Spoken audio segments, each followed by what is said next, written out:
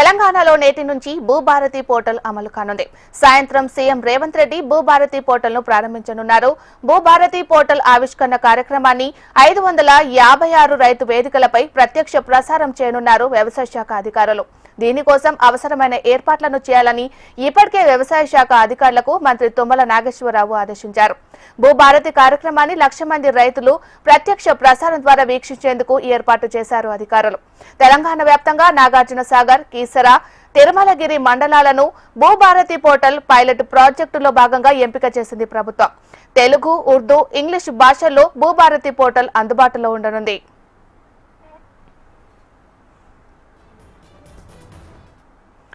Bhubharati website ను తెలుగు, ఆంగ్లం, ఉర్దూ భాషల్లో అభివృద్ధి చేయాలని ముఖ్యమంత్రి రేవంత్ రెడ్డి అధికారులను ఆదేశించారు.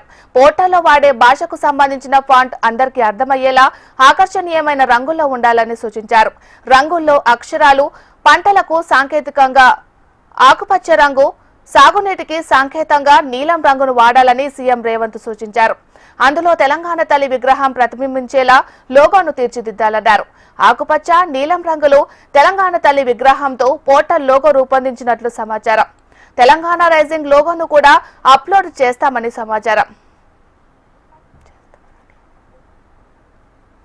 భూభారతి పోర్టల్ అందుబాటులోకి వచ్చాక నాణ్యమైన వనరులున్న సర్వేను వినియోగించాలని, ఏకకాలంలో 1 కోటి మంది బ్రౌజ్ చేసినా సవ్యంగా పనిచేయాలని సీఎం ఆదేశించారు. ఏఐని వినియోగించి పోర్టల్లో బగ్స్ ని సృష్టించే ప్రమాదాలుండటంతో అధికారులు కూడా సైబర్ సెక్యూరిటీపై దృష్టి సారించాలని సీఎం సూచించారు.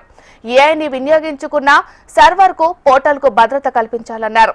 భూభారతి చట్టం, దరఖాస్తు విధానం లేదా పోర్టల్ కు సంబంధించి రైతులకు ఏవైనా సందేహాలు వ్యక్తమైతే వాటిని నివృత్తి చేసేందుకు ప్రభుత్వం ప్రత్యేక సదుపాయాన్ని తీసుకురానుంది. ఏ చాట్ బోట్ సహాయంతో పనిచేసే ఈ వ్యవస్థకు భూమిత్ర లేదా భూరక్షక్ అనే పేర్లను పరిశీలిస్తున్నట్లు తెలిసింది. భూభారతిని పైలట్ ప్రాజెక్టుగా అమలు చేయనున్న మండలాలలో ఈ చాట్ బోట్ ను అందుబాటులోకి తీసుకువస్తారని సమాచారం.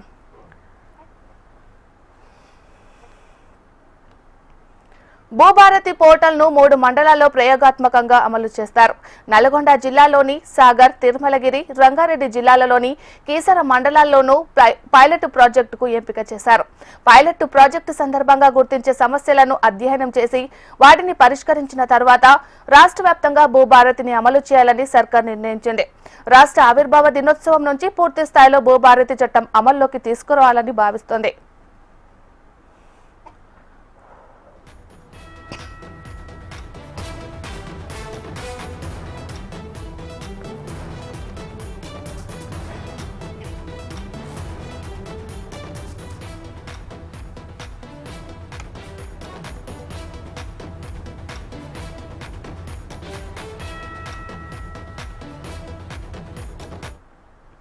తెలంగాణలో నేటి నుంచి భూభారతి పోర్టల్ అమలు కానుంది. సాయంత్రం సీఎం రేవంత్ రెడ్డి భూభారతి పోర్టల్ ను ప్రారంభించనున్నారు. మరి ఇదే అంశానికి సంబంధించి మరింత సమాచారాన్ని మా ప్రతినిధి అశోక్ అందిస్తారు.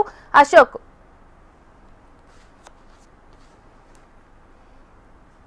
తెలంగాణ ప్రభుత్వం అత్యంత ప్రతిష్టాత్మకంగా తీసుకొచ్చినటువంటి భూభారతి పోర్టల్ను ఇవాళ సాయంత్రం 5 గంటలకు శిల్పకళా వేదికగా సీఎం రేవంత్ రెడ్డి మంత్రులు ప్రారంభిస్తారు.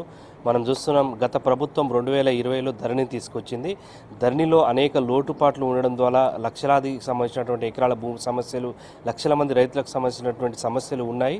సో భూభారతి ద్వారా ప్రజలకు భూములు అందజేయ భూ పరిష్కారాల కోసం భూభారతిని పేరు నామకరణం చేసి ఇవాళ సాయంత్రం 5 గంటలకు పోర్టల్ను సీఎం రేవంత్ రెడ్డి ప్రారంభిస్తారు. ఏదైతే ఈ పోర్టల్ ద్వారా ప్రాథమికంగా 3 మండలాలను పైలట్ ప్రాజెక్టులో తీసుకొని ఏదైతే నల్గొండ జిల్లా నాగార్జున సాగర్, తిరుమలగిరితో పాటు మేడ్చల్ మల్కాజ్గిరి జిల్లాలో ఉన్నటువంటి కీసర మండలాన్ని కూడా పైలట్ ప్రాజెక్టులో మండలాలుగా తీసుకుంటున్నారు. ఈ 3 మండలాలకు సంబంధించి రేపటి నుంచి ఏదైతే భూభారత్ సంబంధించినటువంటి పోర్టల్ అందుబాటులో ఉంటుంది. ఈ 3 మండలాల్లో భూముల పరిష్కారం కావచ్చు, అలాగే సమస్యలకు సంబంధించి రైతులు కావచ్చు, అధికారుల నుంచి వచ్చేటువంటి మొత్తం వాటన్నిటి కూడా పరిష్కరించుకుంటూ పూర్తి స్థాయిలో జూన్ 2 వరకు కూడా వీటికి సంబంధించినటువంటి పూర్తి ఫిర్యాదులు కావచ్చు, పరిష్కారానికి సంబంధించిన మార్గాలు కావచ్చు అన్ని కూడా అందుబాటులోకి వచ్చిన తర్వాత జూన్ 2 నుంచి రాష్ట్ర వ్యాప్తంగా అమల్లోకి తీసుకొస్తారు. అయితే రిజిస్ట్రేషన్లకు సంబంధించినటువంటి ఇబ్బంది లేదు.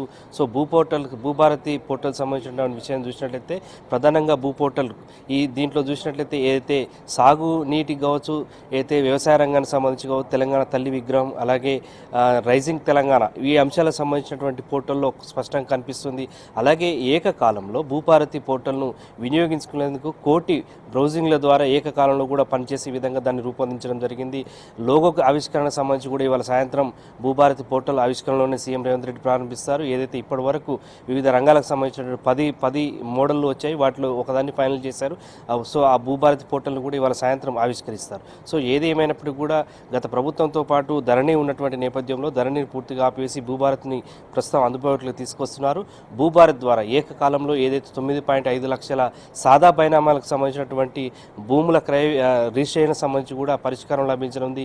ఈ అంశానికి సంబంధించి ఏదైతే భూభారతి పోర్టల్ అనేది కనీసం 100 సంవత్సరాలు మన్నికగా ఉంటూ ఎటువంటి సైబర్ అటాక్లు కానీ ఏఐ టెక్నాలజీ ద్వారా ఎటువంటి ఇబ్బందులు లేకుండా ఉండేందుకు సైబర్ సెక్యూరిటీ వింగ్ అధికారులతో కూడా సీఎం రేవంత్ రెడ్డి సమాలోచన జరిపారు. నిన్న మొన్న కూడా భూభారతి పోర్టల్ పైన కూడా మంత్రులతో కావచ్చు, ఇతర అధికారులతో కూడా క్షుణ్ణంగా పరిశీలన జరిపి దీనికి సంబంధించిన పోర్టల్ను కూడా పూర్తిగా రూపొందించడం జరిగింది.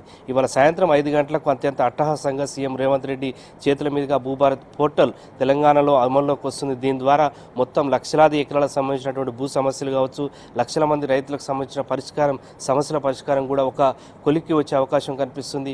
100 ఏళ్ల మన్నికగా భూభారతి పోర్టల్ అందుబాటులో ఉంటుందని చెప్పేసి మనకు సమాచారం అవుతుంది. ఏది ఏమైనప్పటికీ కూడా గతానికి భిన్నంగా ఈసారి భూభారతి అనేది ఖచ్చితంగా ప్రజలకు అందుబాటులోకి వస్తుంది.